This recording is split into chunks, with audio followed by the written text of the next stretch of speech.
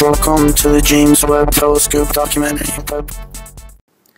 The James Webb Telescope was originally the next generation space telescope, but its new name is named after James Webb, who was a NASA administrator who crafted the Apollo program. This telescope has been plagued with many problems, including that it suffered many damages and costed too much money. This pushed the original launch date back from 2007 to 2018. How depressing.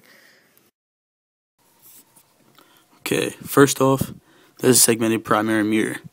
It has 18 hexagonal segments made of the metal beryllium coating and coated with gold to capture the infrared light.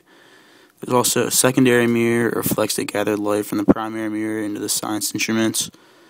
Okay, obviously, if you can't tell by now, it's obviously a reflecting telescope, 2 gigantic mirrors. Can't be more blatantly obvious than that. Okay, now there's multi-layered sun shield. It has 5 layers that shield the observatory from the light and the heat from the sun and the earth. Then there's a science instrument module. It houses all the Webb's cameras and science instruments. Pretty important. There's a trim flap in the back that helps stabilize the satellite. Yo, new guy, pay attention. This will be on the test. Don't slack. Okay, now don't slack. Okay, then underneath there's a solar power array. It has 18 hexagonal segments made of the metal beryllium and coated with gold to capture the infrared light. I mean, everything is like coated in gold. That's why it's like a $6.8 billion project, just waste money. And then underneath there's a spacecraft control systems. Gets the signals in and out from the Earth. Kind of important.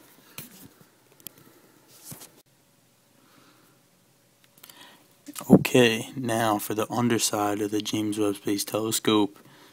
There is a multi-layered sun shield once again. There's 5 layers shielding from the observatory from light and heat from the sun and Earth. There are star trackers, which are small telescopes that use star patterns to target the observatory. Okay, there's a spacecraft bus, which contains most of the spacecraft steering and controls the machinery. It also includes the computer and the reaction wheels. Then there's an Earth-pointing antenna. It sends science data back to the Earth and receives commands from NASA Deep Space Network. Okay. There's also a solar-powered array, which we talked about the last time, and the trim flap. You get a better picture of it now than before. The JWST is supposed to be the replacement for the Hubble telescope. But unlike the Hubble that orbits the Earth and the Moon, the JWST will orbit between the Earth and the Sun. The components that make up this telescope vary in size and material, but they are all equally important. The diameter of the primary mirror is 6.5 meters, and its mass is 705 kilograms.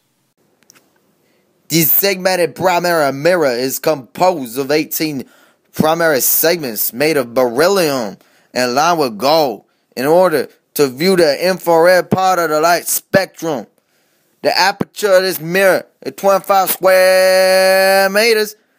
This enables a large amount of light to be captured. The James Webb Telescope will study every phase in the history of our universe. This will range from the first luminous glows after the Big Bang to the formation of solar systems capable of supporting life on planets like the Earth. Also to the evolution of our own solar system. Pretty awesome stuff.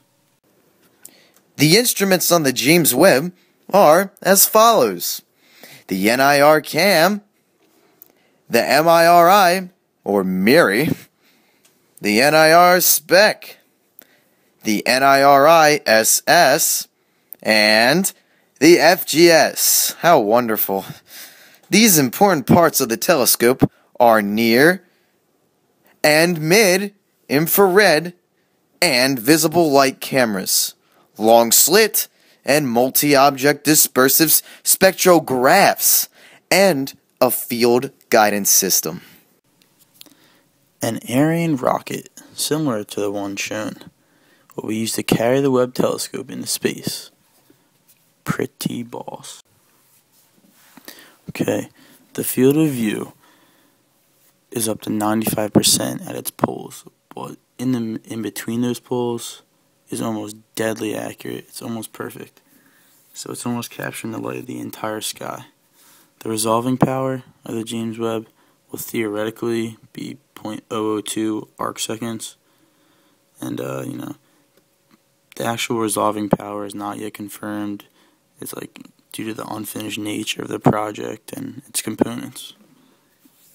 But in summary, the James Webb Telescope will be a breakthrough in celestial technology in the very near future.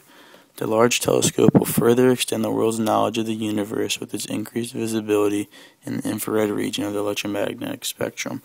Since the Hubble Space Telescope's ability in capturing images so far away phenomenon is limited, the James Webb's longer wavelength coverage and improved sensitivity will enable astronomers to look deeper into space for the discovery of new, unfound objects in the cosmos and the answer of the beginning of the universe.